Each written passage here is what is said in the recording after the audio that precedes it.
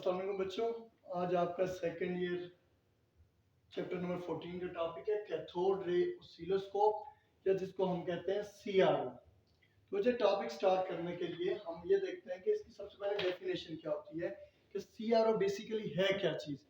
तो बेटा आपके पास सीआरओ क्या चीज़ है? It is a device. ये एक डिवाइस है जो क्या काम करती है कि ग्राफ प्लॉट करती है वोल्टेज और करंट का स्क्रीन के ऊपर। It is a device which is used to plot a graph of voltage or current on the screen is known as CRO।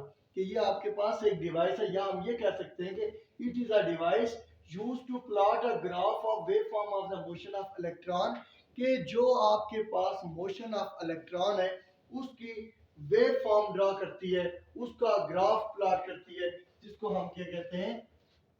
CRO। It is a device which is used to plot a graph or waveform of motion of electron on the screen। कि आपके पास एक screen होगी, उसके ऊपर जो electron की motion है उसका ग्राफ प्लॉट करती है CRO। अब कोई भी डिवाइस पढ़ने के लिए हमें पता है उसकी वर्किंग प्रिंसिपल क्या होना चाहिए, उसका जो कंस्ट्रक्शन कैसे है, उसकी वर्किंग क्या है। तो सीआरओ की अगर हम वर्किंग प्रिंसिपल की बात करें तो सीआरओ जो है वो वर्क करता है किस प्रिंसिपल पे कि जब भी कोई इलेक्ट्रॉन किसी भी मैग्नेटिक फील्ड में मूव करता है तो उसमें मैग्नेटिक फोर्स एक्ट करती है, जिसके रिजल्ट में वहां पे इलेक्ट्रॉन अपने पाथ से डिफ्लेक्ट हो जाता है। तो हम ये कह सकते हैं कि इसका वर्किंग प्रिंसिपल क्या है? It works on the principle of deflection of electron in magnetic field. कि जब भी कोई इलेक्ट्रॉन मैग्नेटिक फील्ड में मूव कर रहा होता है तो उस पर मैग्नेटिक फोर्स एक्ट करती है, जिसकी वजह से वो अपने पाथ से डिफ्लेक्ट हो जाता है। उसके बाद हमारे पास सीआरओ की कंस्ट्रक्शन। ये डायग्राम मैंने बनाई हुई है। डायग्राम में सबसे पहला पार्ट इसका ये है जिसको हम कहते हैं इलेक्ट्रॉन गन। ये आपके पास पार्ट कौन सा है इसका? इलेक्ट्रॉन गन है सीआरओ का। कि इलेक्ट्रॉन गन क्या चीज है, इसमें सबसे पहले हम ये चीज डिस्कस करेंगे। वैसे इलेक्ट्रॉन गन क्या चीज है? आपके पास इलेक्ट्रॉन गन आपके पास एक इसका पार्ट है जो यूज होता है to produce the fine beam of electron. कि इलेक्ट्रॉन गन किस लिए यूज होता है? It is use to produce the fine beam of electron. अब क्वेश्चन ये राइज होता है कि इलेक्ट्रॉन गन जो फाइन बीम ऑफ इलेक्ट्रॉन है उसको प्रोड्यूस कैसे करती है। तो बेटा आपके पास क्या चीज होगी? इलेक्ट्रॉन गन में आपके पास सोर्स ऑफ इलेक्ट्रॉन होगा।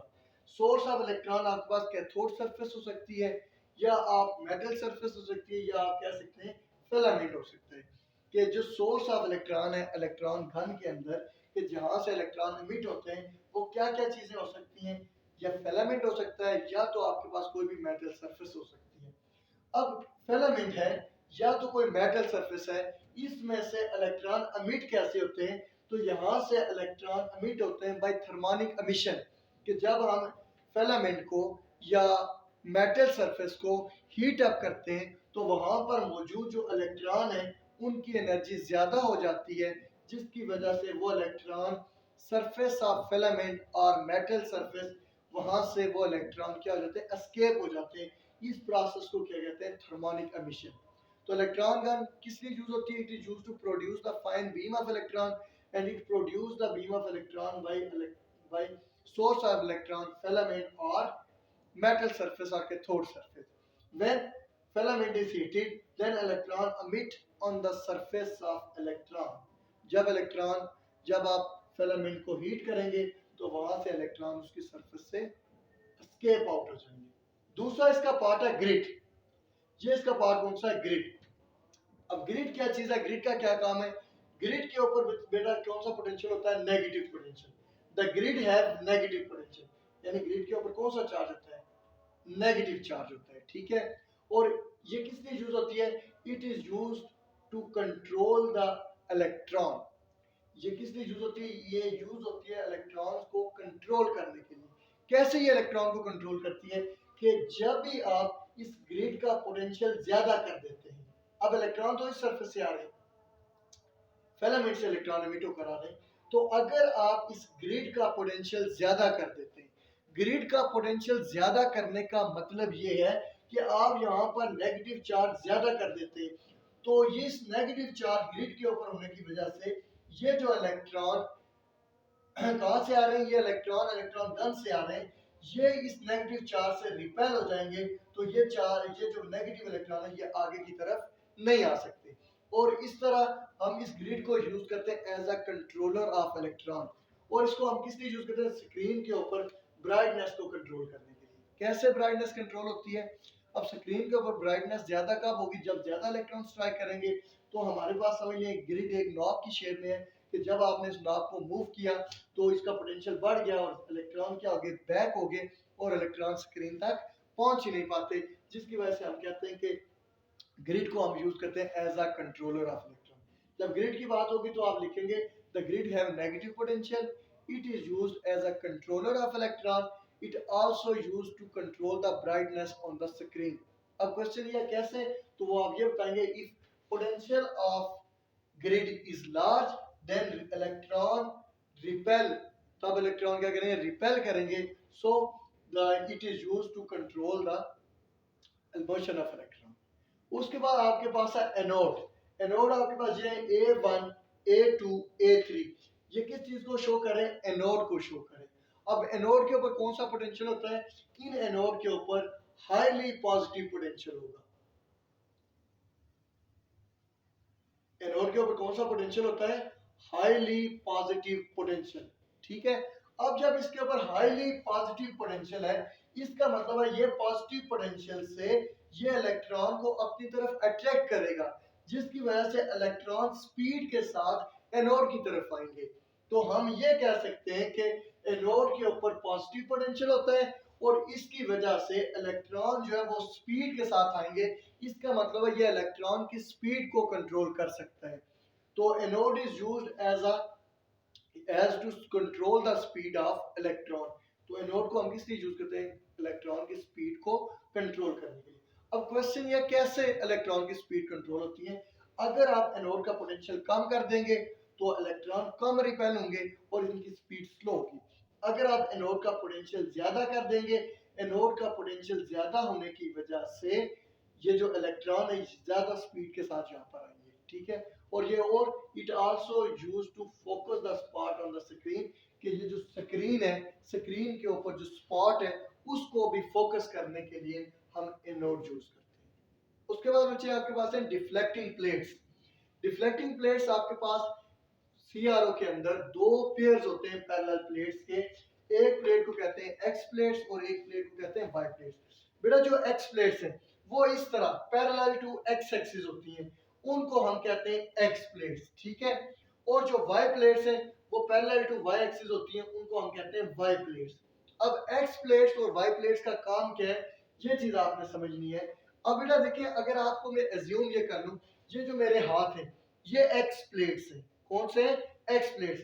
अब इनके ऊपर पोटेंशियल होता है, इन जो एक्स प्लेट्स हैं इनके ऊपर पोटेंशियल होता है, और वो पोटेंशियल कहाँ से आता है, वो पोटेंशियल इस सीआरओ के अंदर सर्किट जनरेट होता है, जिसको हम कहते हैं स्वीप और टाइम बेस्ड जनरेटर।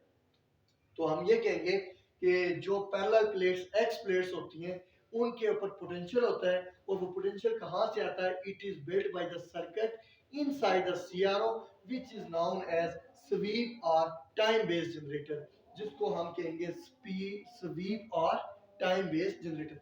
यानी इनके ऊपर जो पोटेंशियल देंगे वो किसकी वजह से होगा, स्वीप और टाइम बेस्ड जनरेटर।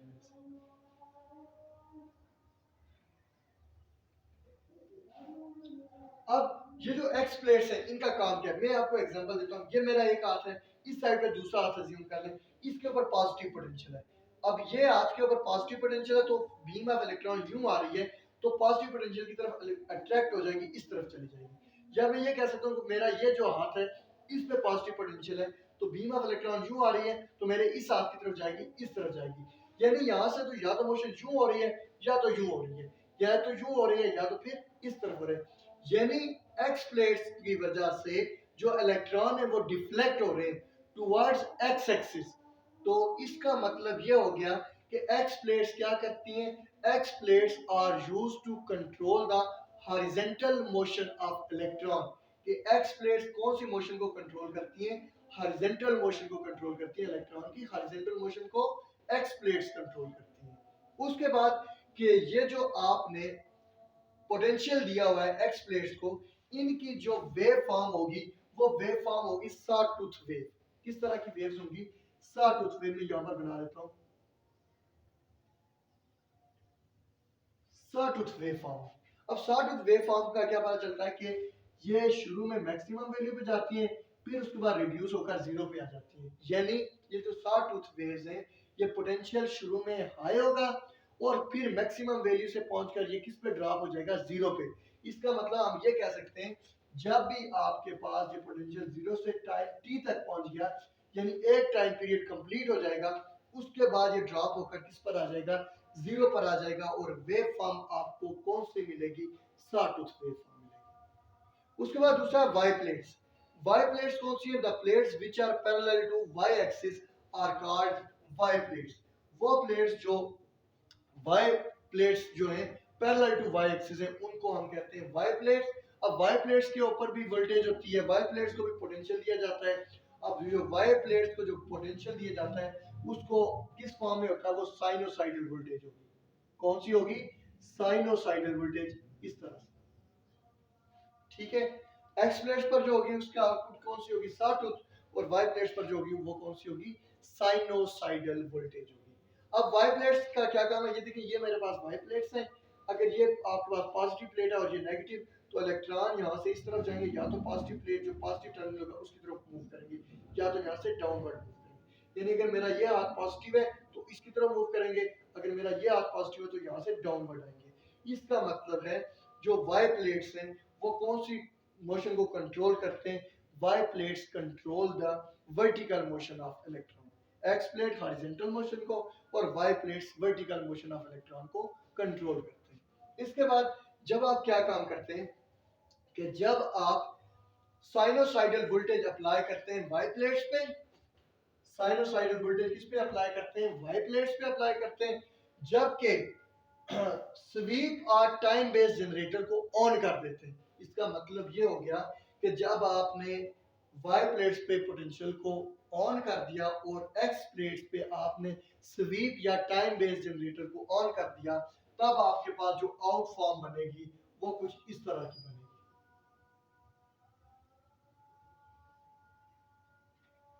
और अगर आपके पास टाइम पीरियड ज्यादा है तो आपको ये स्पॉट मूव करता हुआ नजर आएगा। अगर आपके पास टाइम पीरियड कम है तो ये आपको एक लाइन की फॉर्म में नजर आएगा। ये था इसका कंसेप्ट डिफ्लेक्टिंग प्लेट्स का। उसके बाद लास्ट है इसकी स्क्रीन। ये जो स्क्रीन बनी है, स्क्रीन किस शेप की होगी, क्या होगी, तो बेटा ये जो स्क्रीन है सीआरओ की, ये या तो रेक्टेंगुलर शेप की होती है या तो ये राउंड शेप की होती है। और इस स्क्रीन को फास्फोरस से कोटिंग की जाती है, क्योंकि फास्फोरस की एक प्रॉपर्टी है, जब उस पर इलेक्ट्रॉन स्ट्राइक करते हैं तो इलेक्ट्रॉन के स्ट्राइक करने के रिजल्ट में वहां पर ग्लो प्रोड्यूस होता है। तो इसके बाद बेटा सीआरओ जो है वो इसके यूजेस हैं। बेटा ये मेडिकल ट्रीटमेंट, मेडिकल में यूज होता है, मतलब हॉस्पिटल्स वगैरह में आपने देखा होगा। उसके अलावा ये फिजिकल लेबोरेटरीज में यूज होता है और उसके डिफरेंट यूजेस हैं, वो आपकी बुक पर है, वो आपने पढ़ लेने हैं। ठीक है, तो ये आपका टॉपिक था सीआरओ। फिया मान